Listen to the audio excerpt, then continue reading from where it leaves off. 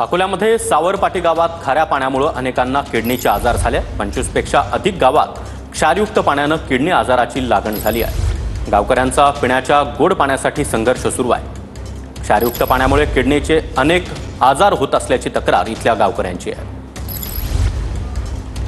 जवळपास 4 महिन्याच्या नंतर हे काम पूर्ण होईल आणि त्या भागातील लोकांना जे वर्षानुवर्षे लोक खारं पाणी पित होते त्या भागातील लोकांना 4 महिन्यानंतर वान धरणाचं गोळं पाणी मिळेल। कदाचित शासनाने त्याला स्थगिती दिली नसती तर आतापर्यंत योजना पूर्ण होऊन त्या भागातील लोकांना गोळं पाणी मिळालं असतं आणि हे जे प्रश्न आहेत किडनीच्या संदर्भातले हे प्रश्न आतापर्यंत निकाली लागले असते। बाळापूर आणि अकोट तालुका हा खारपान पट्टा येतो। या भागामध्ये पाण्यामध्ये क्षारचं प्रमाण जास्त असते। क्षार म्हणजे TDS, ज्याच्यामध्ये आपण calcium, magnesium, phosphate, sodium, potassium हे जास्त असतात। अशा पाण्यामुळे किडनीवर फिल्ट्रेशन लोड येतो आणि किडनी निकामी होण्याचे चान्सेस असतात। आणि प्लस अशा पाण्यामुळे किडनीमध्ये मूतखडा होण्याचे प्रमाण खूप जास्त असते।